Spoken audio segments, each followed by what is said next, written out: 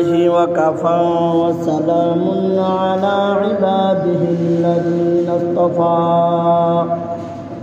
أما بعد فأعوذ بالله من الشيطان الرجيم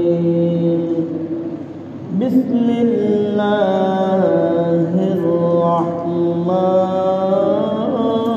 الرحيم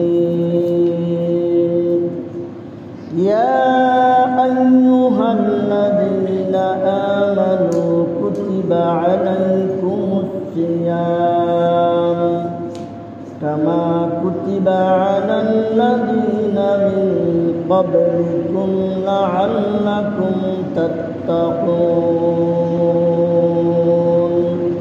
وقال رسول الله صلى الله عليه وسلم الصوم لي وأنا أجزي به بارك الله لنا ولكم بالقرآن العظيم ونفعنا وإياكم بالآيات والذكر الحكيم اللهم صل على محمد وعلى آل محمد كما صليت على إبراهيم وعلى آل إبراهيم إنك حميد مجيد اللهم بارك على محمد وعلى آل محمد كما باركت على إبراهيم وعلى آل إبراهيم إنك حميد مجيد محترم حاضرین মহান আল্লাহ রব্বুল আলামিনের দরবারে অসংখ্য শুকরিয়া তিনি আমাদেরকে অত্যন্ত দয়া করে মায়া করে আজকে জুমার দিনে জুমার নামাজ আদায় করার পাশাপাশি কিছু দিনই আলোচনা করার জন্য শোনার জন্য পৃথিবীর সর্বশ্রেষ্ঠ স্থান মসজিদে আসার এবং বসার তৌফিক দান করেছেন। এজন্য দিল থেকে কালিমাটা শুকর আদায় করি, বলি আলহামদুলিল্লাহ। রহমত, মাগফিরাত এবং নাজাতের বার্তা নিয়ে আমাদের সামনে সমাগত পবিত্র মাহে রমজানুল মুবারক, মাহে রমজানুল মুবারক অর্থাৎ রমজান মাসটা আল্লাহ তাআলার পক্ষ থেকে বান্দার জন্য একটা বিশাল বড় নিয়ামত। কত বড় নিয়ামত!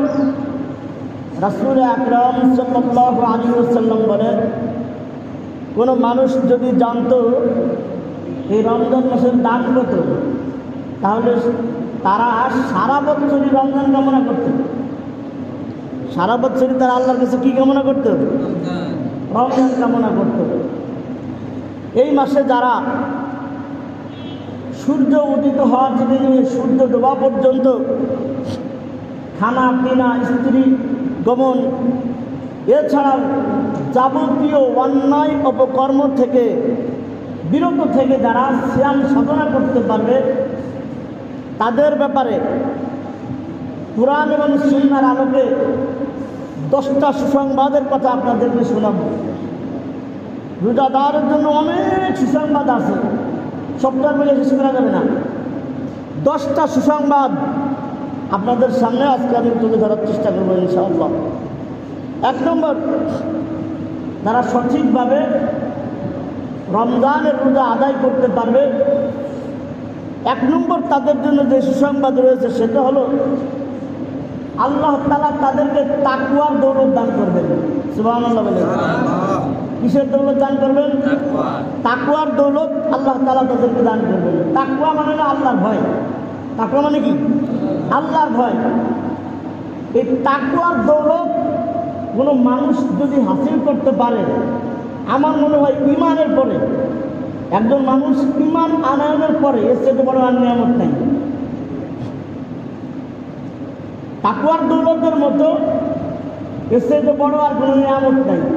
তার কারণ যার ভিতরে আল্লাহর ভয় আছে সেই কেবল সর্বপ্রকারের নেক আমল করতে পারে।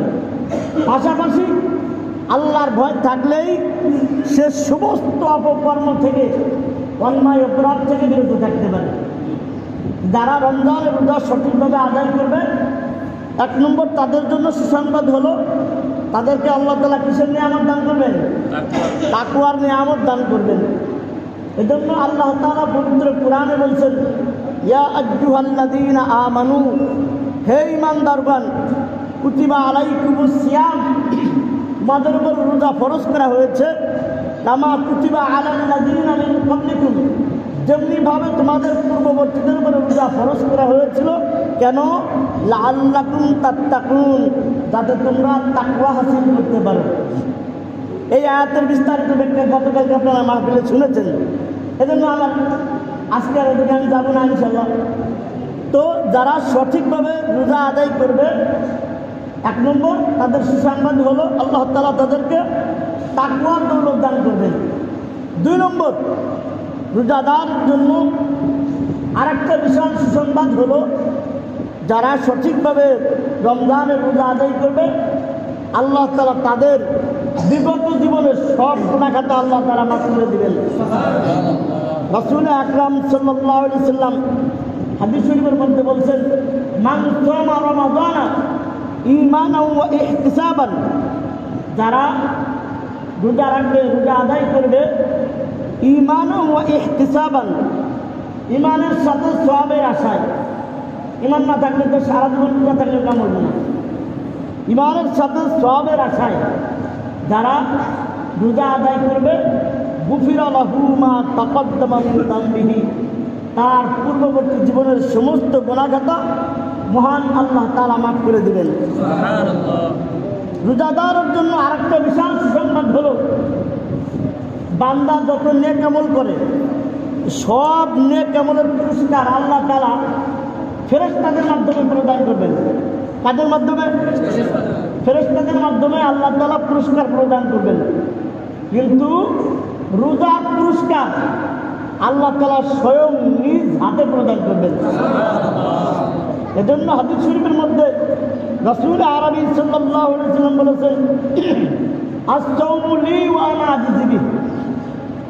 হাদিসে কুদসি আল্লাহ তাআলা বলতেছেন যে আস-সাওমু লি, রোজাটা হলো আমার জন্য, রোজা একমাত্র আল্লাহর জন্য। তাহলে নামাজ পড়লাম, হজ করলাম, যাকাত দিলাম, এগুলো কার জন্য? এগুলোও আল্লাহর জন্য। কিন্তু রোজার কথা খাস করে কেন আল্লাহ তাআলা বলেন রোজা আমার জন্য? নামাজ বলেন, হজ বলেন, যাকাত বলেন, এই সমস্ত আমলের মধ্যে খুব ভালো করে বোঝেন, এই সমস্ত আমলের মধ্যে লৌকিকতার একটা সুযোগ আছে। নামাজ পড়লাম, মনে মনে ভাবলাম মানুষ আমাকে পাক্কা নামাজি বলবেন। হজ করলাম, মনে মনে ভাবলাম লোকজন আমাকে হাজী সাহেব বলে ডাকবে। যাকাত দিলাম, মনে মনে ভাবলাম লোকজন আমাকে বড় মালদার করবে। অন্যান্য ইবাদত যত আছে এর মধ্যে লৌকিকতার একটা সুযোগ আছে, কিন্তু রোজার মধ্যে কোনো লৌকিকতার সুযোগ নাই। প্রচণ্ড গরম সারাদিন, দিন শেষে যখন ইফতার করতে বসছেন, মাত্র 5 মিনিট বাকি আছে, আপনার সামনে বাহারি রকমের ইফতারও আছে, কিন্তু সেই ইফতারি আমরা ধরি না, খাই না। কার ভয়তে বলেন তো? আল্লাহর ভয়তে। আমি যদি মাদ্রাসার জানালা দরজা আটকে রুমের মধ্যে বসে ইচ্ছা মতো খাই, দুনিয়ার কোনো মানুষ দেখবে কি বলেন? কিন্তু তারপরেও খাই না। কার ভয়তে? আল্লাহর ভয়তে। এজন্য আল্লাহ বলেন আস-সাওমু লি, রোজাটা আমার জন্য, ওয়া আনা আজজি বিহি, আর আমি স্বয়ং আল্লাহ আমার নিজ হাতে রোজার প্রতিদান প্রদান করব। একটা ব্যাখ্যা। আরেকটা ব্যাখ্যা হলো আস-সাওমু লি ওয়া আনা উজজা বিহি, আল্লাহ বলেন রোজা আমার জন্য আর আমি স্বয়ং আল্লাহ রোজাদার প্রতিদান করে যাব। এর ব্যাখ্যাও গতকালকে শুনছেন। কোনো ব্যক্তি, আল্লাহ যদি কোনো ব্যক্তির জন্য হয়ে যায়, তার দুনিয়ার আর কিছুর প্রয়োজন আছে? কি বলে? গতকালকে ব্যাখ্যা যে আমাদের প্রধানমন্ত্রী করে শোনাইছেন। যাই হোক, তাহলে রোজাদারের একটা বিশাল সুসংবাদ হলো রোজার প্রতিদান আল্লাহ তাআলা স্বয়ং নিজ হাতে প্রদান করবেন। রোজাদারের জন্য আর একটা বিশাল সুসংবাদ হলো রোজা এবং কোরআন শরীফ।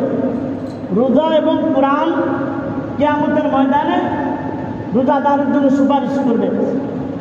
রোজা রোজা আল্লাহ তাআলার কাছে বলবে, রোজা আল্লাহ তাআলার কাছে বলবে যে আল্লাহ, আমি ওর সারাদিন খানা পিনা এবং স্ত্রী গমন থেকে বিরত রাখছি, অতএব ওর ব্যাপারে আমার সুপারিশ কবুল করো।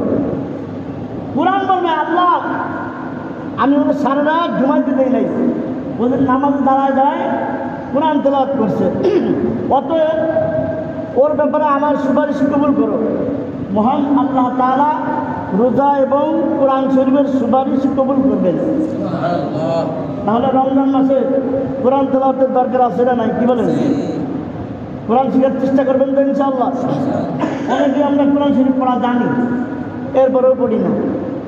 যারা জানেন সময় কিন্তু মেহরবানি করে একটু পড়ার চেষ্টা করবেন, পারবো না ইনশাআল্লাহ। আমরা 5 ওয়াক্ত নামাজও যদি পড়েন, যে একটু আগে আসেন, আসার পরে সুন্নত আদায় করার পর মসজিদে বসে বসে একটু কোরআন তেলাওয়াত করেন। আর যারা কোরআন শরীফ পড়া না জানে, তারা আমরা কোরআন পড়ার চেষ্টা করব, কোরআন শিক্ষা করার চেষ্টা করব। আমাদের আত্মীয় স্বজন পরিবারবর্গ যারা কোরআন শরীফ পড়া না জানে, তাদেরকে শেখানোর চেষ্টা করব। বাংলাও তো আপনারা আপনাদের সন্তানদেরকে পড়ান নাকি? পড়ান না? পড়াই না? আপনাকে বলেন পড়াই তো। আমি বলি না যে আপনি বাংলা পড়ায়েন না, কিন্তু বাংলা পড়ানোর ক্ষেত্রে আপনি যেই পরিমাণ অর্থ ব্যয় করেন, সময় ব্যয় করেন, কোরআন পড়ার তো কোনো বিনিময় হয় না, বিনিময় পৃথিবীর কেউ দিতেও পারবে না।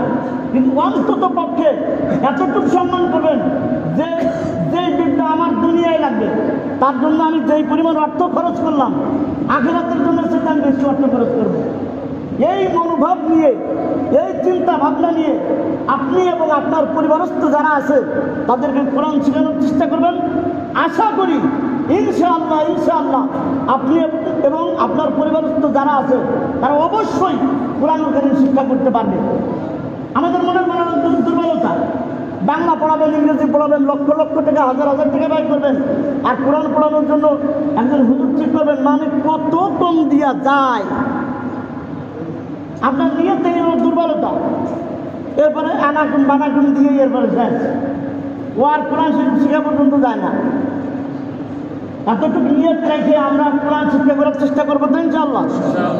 যারা পারি তারা পড়ার চেষ্টা করবো, যারা না পারি তারা শেখার চেষ্টা করবো।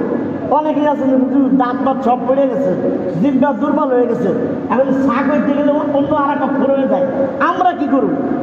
আমি তাদেরকে অনুরোধ করে বলবো যে প্রত্যেকের ঘরেই, আমরা মুসলমান হিসেবে প্রত্যেকেরই ঘরে কোরআন শরীফ আছে, আছে না নাই, কি বলেন?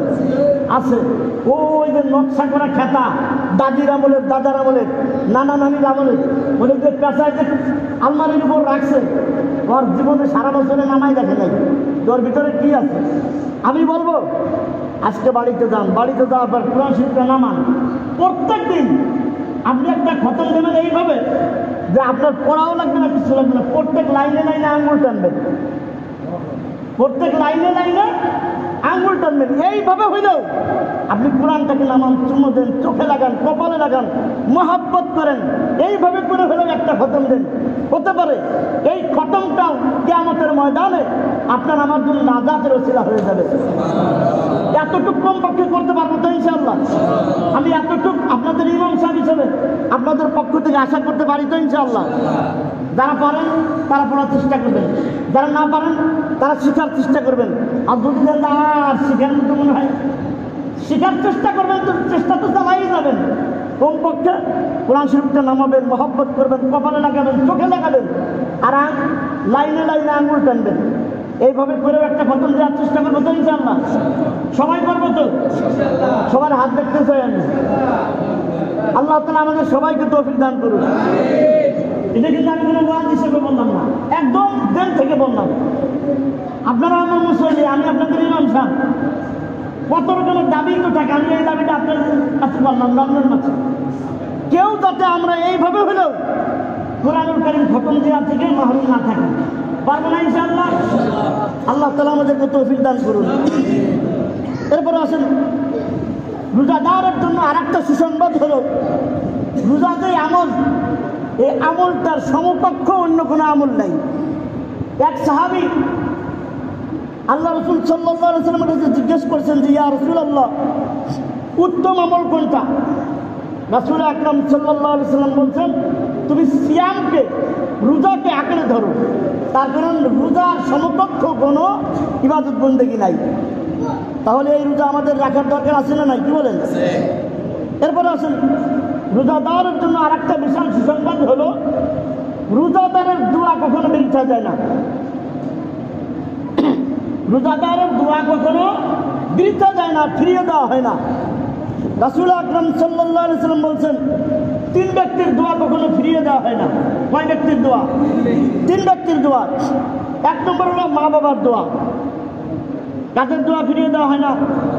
মা বাবার দোয়া ফিরিয়ে দেওয়া হয় না। এই দোয়া কবুল হওয়ার মেশিন আমাদের অনেকের আছে, আর এই দোয়া কবুল হওয়ার মেশিন অনেকের দুনিয়ায় নাই। এরকম লোক এই জায়গায় আসে না নাই, কি বলে? যাদের এই দোয়া কবুল করানোর মেশিন এখনো ঘরের ভিতরে আছে, ওই মেশিনটার একটু কদর করেন। যেহেতু মা বাবার দোয়া কবুল হবে, এই জন্য ভালো ভালো ইফতার, ভালো ভালো সেহরি দরজা আটকায় বউ ছেলে নিয়ে নিয়ে খাবেন, আর মা বাপ প্রতিদিন খালি না খায়া থাকবে। এরকম করবেন?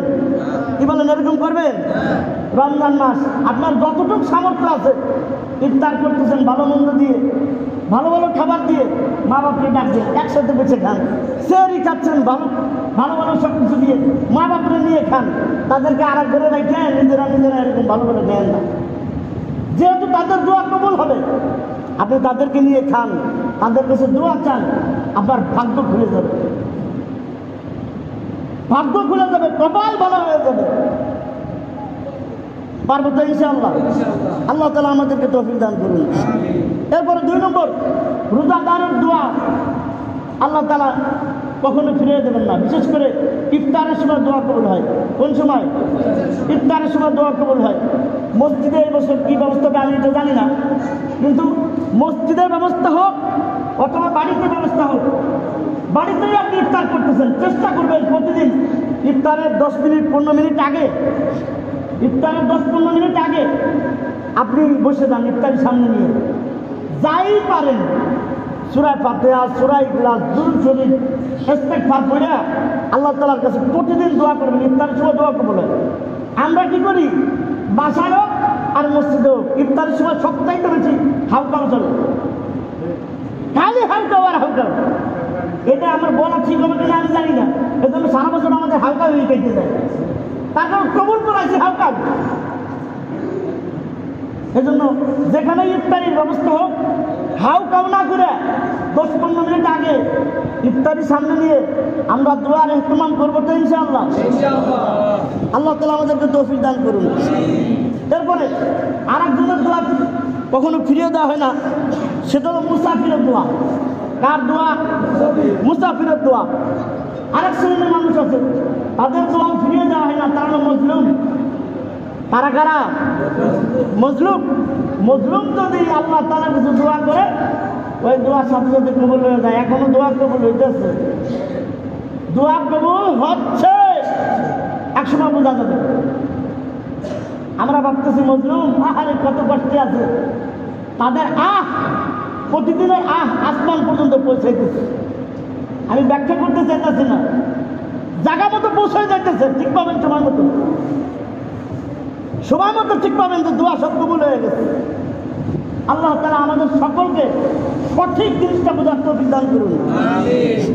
এরপরে আছেন, রোজাদারের জন্য আর একটা সুসংবাদ হলো, রোজাদারের জন্য জান্নাতের মধ্যে একটা বিশেষ দরজা থাকবে।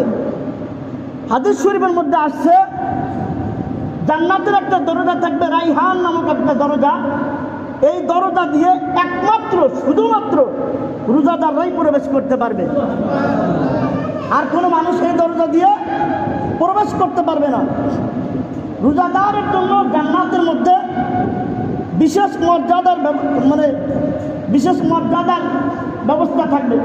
জান্নাতের মধ্যে একটা প্রাসাদ থাকবে। হাদিস শরীফের মধ্যে আসছে, আল্লাহ রাসূল সাল্লাল্লাহু আলাইহি ওয়াসাল্লাম বলছেন যে ওই প্রাসাদের ভিতরে, ভিতর থেকে বাইরে, আবার বাইরে থেকে ভিতরে দেখা যায় ওই সমস্ত প্রাসাদ বিল্ডিং কাদের জন্য হবে?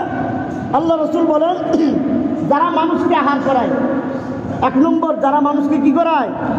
আহার করায়। আপনি একা একা খালি খেয়েন না, আপনি তো অনেক পদের ইফতারের ব্যবস্থা আপনার হয়েছে, আপনার পাশের বাড়ির একটা 3 পদেরও হয় নাই। একটু খোঁজ খবর নেন, একটু খোঁজ খবর নেন, তাকেও দেন, আপনিও খান। এতে আপনার খাবারের মধ্যে বরকত হবে, এতে আপনার খাবারের মধ্যে বরকত হবে। প্রত্যেক বছর আপনারা ছাত্রদেরকে জায়গায় রাখেন, আশা করি এবছর রাখার চেষ্টা করবেন। আমার ছাত্র বা মাদ্রাসার ছাত্র দেখে আমি তাদের ব্যাপারে বললাম এমনটা না, অন্য অন্য কত মুসাফির আছে তাদের জন্য ইফতারির ব্যবস্থা করেন, ছাত্রদের জন্য ব্যবস্থা করেন। ওই যে দোয়ার কথা বললাম, একজন ছাত্র আপনার বাড়িতে রাখেন, ইফতারে 1 মুহূর্তে ছাত্র নিয়ে, ও তো তালিবুল ইলম, ওর অনেক সম্মান। ও যখন রাস্তা দিয়ে হাঁটে, আল্লাহ নূরের তৈরি ফেরেশতারা তাদের পরে ছেড়ে দেয় ওদের সম্মান করার জন্য। ওরা আল্লাহ তাআলার এক বিশেষ স্পেশাল বাহিনী। এজন্য যাদের তৌফিকে কুলায়, সাধ্যে কুলায়, এরকম একজন ছাত্র আমরা রাখার চেষ্টা করবো। পারবো না ইনশাআল্লাহ? আল্লাহ তাআলা আমাদেরকে তৌফিক দান করুন। এরপরে জান্নাতের মধ্যে ওই প্রাসাদ আর কারা পাবে? যারা নম্র ভাষায় কথা বলে। কেমন ভাষায় কথা বলে? নম্র ভাষায় কথা বলে। এরপরে যারা নিয়মিত রোজা রাখে, যারা নিয়মিত কি রাখে? রোজা রাখে। আরেকটা হলো যারা নিয়মিত তাহাজ্জুদ নামাজ আদায় করে। কোন নামাজ? তাহাজ্জুদ নামাজ। রমজান মাসে তাহাজ্জুদ নামাজ আদায় করার সুবর্ণ সুযোগ। সেহরি খাওয়ার জন্য তো আমরা উঠবই, কি বলেন? উঠা লাগবে কিনা? আবার অনেক অলস আছে, সেহরি খায় না, আছে না নাই? ভাই ইফতারি এরিয়া ওই রাত্রে একটু দেরি করে খাইছি তো আর খাওয়া লাগবে না, অলস, এমন অলসের অলস, ওই ঘুমেতে উঠে আর সেহরি খায় নাই। সেহরির মধ্যে বরকত থাকে, সেহরির মধ্যে বরকত। আপনি যা পারেন পানি খান, একটা খেজুর খান। আল্লাহ খেজুরের কথা করে নিলেন, এবার একটা খেজুরের দাম কঠিন আকারে বেড়া দেওয়া হইতেছে। বড়ই খাওয়ার পরামর্শ দেওয়া হয়েছে আমাদেরকে। কি করতাম? যাই হোক, যা পারেন কিছু একটা খাওয়ার চেষ্টা করবেন। পারবো না ইনশাআল্লাহ? আল্লাহ তাআলা আমাদেরকে তৌফিক দান করুন। প্রত্যেকদিন আমরা তাহাজ্জুদ নামাজ আদায় করার চেষ্টা করব। একটু আগে উঠে 2-4 রাকাত নামাজ পড়েন, আল্লাহ তাআলার কাছে কান্নাকাটি করেন, নিজের জন্য, দেশবাসীর জন্য, মুর্দাগুন যারা আছে তাদের জন্য দোয়া করেন। আল্লাহ তাআলা দোয়া কবুল করে নেবেন। পারবো তো ইনশাআল্লাহ? এরপরে আসেন, রোজাদারের জন্য আরেকটা সুসংবাদ হলো, রোজা জৈবিক চাহিদাকে নিবারণ করে। আমরা মানুষ হিসেবে আমাদের প্রত্যেকেরই একটা জৈবিক চাহিদা আছে না, কি বলেন? আছে। এটাকে নিবারণ করতে হবে বৈধ জায়গায়। কেমন জায়গায়? বৈধ জায়গায়। এই জৈবিক চাহিদা যদি কোনো মানুষ অবৈধ জায়গায় খরচ করে, ব্যবহার করে, এজন্য আল্লাহ তাআলার কাছে জবাব দেওয়া লাগবে না? লাগবে না? কি বলেন? জবাব দেওয়া লাগবে। বললে আপনারা আমার কি বলবেন আমি জানি না, বর্তমানে বহু যুবক তার এই যৌবনী শক্তি, জৈবিক শক্তি অবৈধ পথে খরচ করতেছে। আপনার রাগ হয়ে যাবেন, ভাববেন তো হুজুরের মনে মনে করে বেড়া টেড়া নাই। বাস্তবতা এমন, আপনি খোঁজ নিয়ে দেখেন, সমাজের অধিকাংশ যুবক বিভিন্ন উপায়ে অবৈধ পন্থায় জৈবিক চাহিদা তারা খরচ করতেছে। এজন্য 1 নম্বর তারা দুনিয়ায় ক্ষতিগ্রস্ত হচ্ছে। 1 নম্বর তারা কোথায় ক্ষতিগ্রস্ত হচ্ছে? দুনিয়ায় ক্ষতিগ্রস্ত হচ্ছে। একটা কবিতা বলি, ব্যাখ্যা আমি করবো না, আপনারা মনে মনে ব্যাখ্যা করে নিয়ে। কবিতাটা বিখ্যাত একজন কবি শেখ সাদি রহমাতুল্লাহ আলাইহি। আমি একটা কবিতা পড়ছি, বাংলায় রূপান্তর করা হয়েছে। যেজন দিবসে মনের হরসে জ্বালাই মনের বাতি, আশু কিরিয়ে তার জ্বলিবেন আর নিষ্ঠে পড়ে দ্বীপ বাতি। মানে হলো দিনের বেলায় সূর্যের আলো আসে না নাই, কি বলেন? এখন কেমন মোমবাতির দরকার আছে? আমি সারাদিন মোমবাতি জ্বালা শেষ করছি। এখন রাত্রেবেলায় যখন সূর্য নাই, অন্ধকার ছেড়ে গেছে সারা দুনিয়ায়, তখন আমার মোমবাতি লাগবে না? লাগবে না? কি বলেন? আর আমার মোমবাতি তো আমি দিনের বেলায় জ্বালা শেষ করছি, রাত্রেবেলায় কোথায় পাবো? তাহলে যাদের জৈবিক চাহিদা, যৌন শক্তি যারা অবৈধ পন্থায় খরচ করতেছে, 1 নম্বর তারা দুনিয়ায় ক্ষতিগ্রস্ত হবে। কবিতার পরে বোঝানোর বাদ আছে, কি বলেন? এলো একটা। আর 2 নম্বর হলো আখিরাতে তারা ক্ষতিগ্রস্ত হবে। এজন্য আল্লাহ রাসূল সাল্লাল্লাহু আলাইহি ওয়াসাল্লাম বলছেন, যাদের বিবাহ করার সামর্থ্য নাই, যাদের বিবাহ করার সামর্থ্য নাই, তারা যেন রোজা রাখে। তারা কি রাখে? রোজা রাখে। রোজা এই যৌবনী শক্তিকে, যৌবিক শক্তিকে নিবারণ করে রাখে। আল্লাহ তাআলা আমাদেরকে বুঝার তৌফিক দান করুন। রোজাদারের সর্বশেষ সুসংবাদ যেটা বলবো, আল্লাহ রাসূল সাল্লাল্লাহু আলাইহি ওয়াসাল্লাম বলছেন, রোজাদারের দুইটা খুশি। রোজাদারের দুইটা খুশি। কয়টা খুশি? দুইটা খুশি। একটা খুশি হলো ইফতারের সময়। একটা খুশি কোন সময়? ইফতারের সময়। আর একটা খুশি হলো মাওলা পাকের দিদারের সময়। জান্নাতের মধ্যে আল্লাহ তাআলা তার বান্দাকে যত নিয়ামত দান করবেন, এর মধ্যে শ্রেষ্ঠ নিয়ামত হলো মাওলা পাকের দিদার। ইনশাআল্লাহ কোনোদিন লম্বা সময় যেদিন পাবো, সেদিন বুঝাবো মাওলা পাকের দিদারের মজা কত হবে। তো রোজাদারের দুইটা খুশি, একটা হলো ইফতারের সময়, আর একটা হলো মাওলা পাকের দিদারের সময়। তো যেই কথাগুলো বললাম, আল্লাহ পাক রব্বুল আলামিন আমাকে, আপনাকে, সকলকে আমল করার তৌফিক দান করুন। সকলে বলে আমিন। ওয়াখির দাওয়ানা আলহামদুলিল্লাহি রাব্বিল আলামিন। আসসালামু আলাইকুম ওয়া রাহমাতুল্লাহি ওয়া বারাকাতুহু। শুনুন সমাজবাসী, আমাদের রমজান মাস আইয়া বলছে, অনেক ইমাম সাহেব যে ইমাম সাহেব আমি যদি আপনারা যদি সামনে রাখেন তো আমাদের ইমাম সাহেব ভালো হয়। অন্তত এইবার যদি দুজন ইমাম সাহেব রাখেন, তাহলে আমার ইমাম সাহেবের কষ্টটা হয় না। আর না হয়তো রাত্রেবেলা হয়েছি যাবে, তার কাছে আনতে অনেক কষ্ট হয়।